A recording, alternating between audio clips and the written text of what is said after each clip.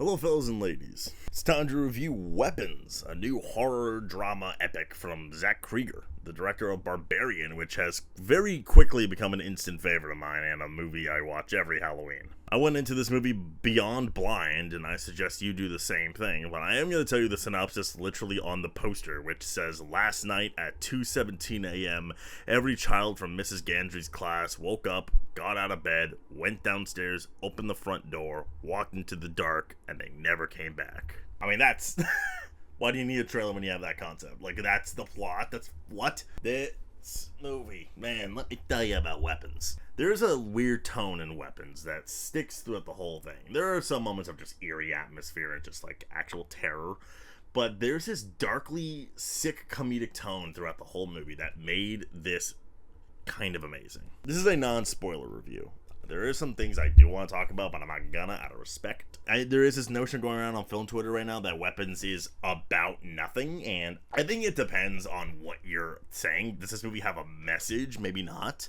But I also think that there's something very obviously on Zach Krieger's mind making this movie, even if unintentionally. There's a very clear through line, there's a grief kind of thing. I think to say this movie is about school shootings is a little, like, you know, a little...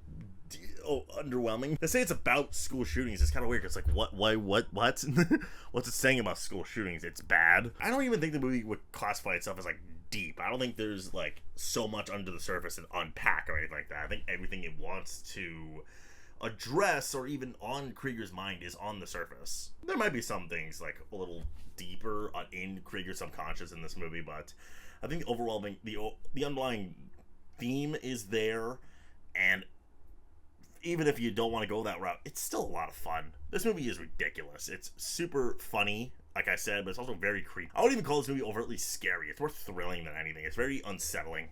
There's, like, these nightmare sequences of, like, pure darkness, of walking around, of pure silence. You're like, oh god, get to the jump scare. And there are some jump scares, which I hate. Overall, the movie is really reliant on this tension of the unknown. The first half, I think, is a lot better than the second, even though I think the second is a lot of fun nonetheless. I think the first half really draws on this community hysteria in the wake of this weird event.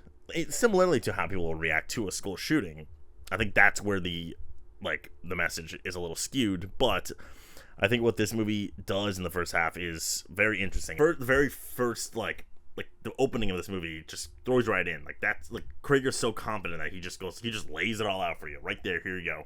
It's weird, it's odd, it has this weird, interesting, but very popping, like, texture by cinematographer Larkin Sepul that just kind of works through the whole film. And right from there, the movie then goes to this framing device of, like, we're jumping from perspective to perspective. I think the main one that it addresses is Julia Garner and Josh Brolin's, although there are still a couple. There's one by a homeless dude that is definitely a highlight because he's very funny, and Austin Abrams is really funny in the role. But each of them definitely has a pattern. It starts off, like, pretty, like, interesting, and then it kind of boils to, like, this thing of, like, obscene tension and, like, something crazy gonna happen, and then boom, next perspective. I like that. I think it had a nice pattern, nice flow. It kept you on the edge of your seat. This movie has a lot of twists, but I wouldn't call it a movie reliant on twists. It's a movie that's very smart about twists, like Barbarian.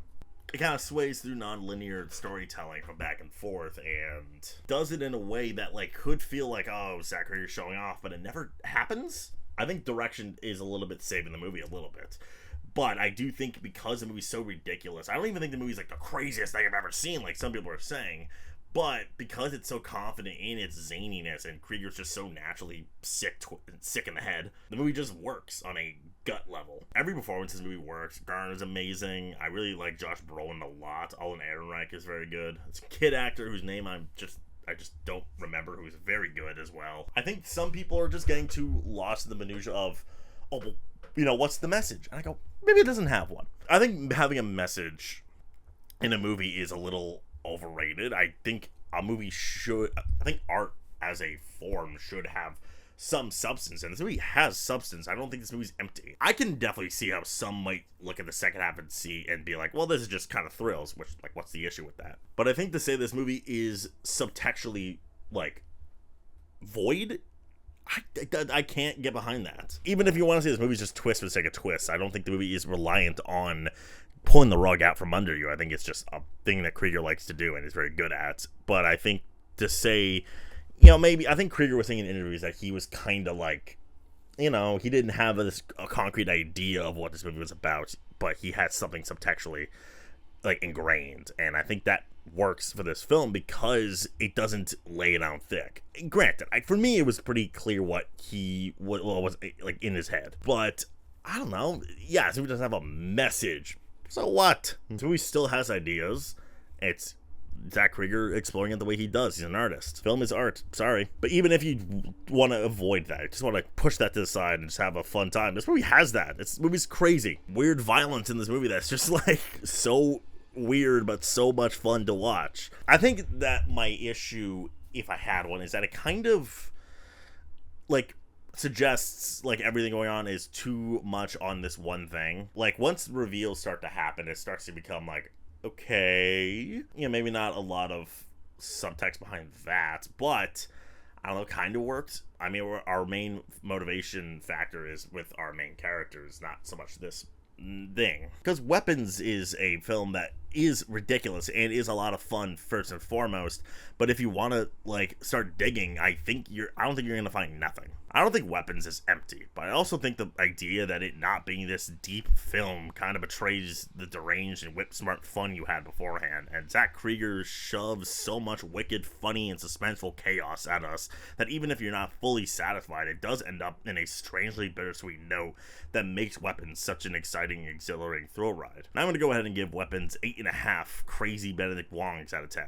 That did remind me, for the people saying, like, this can't be school shootings, it has nothing to do with that. I'd just say the final line of this movie kind of suggests otherwise. That's all I'm going to say. My interpretation, at least. Alright, that's all I have to say. Go watch Weapons. I'm going to go see it again in IMAX in a bit. Let's grab my share. Bye-bye.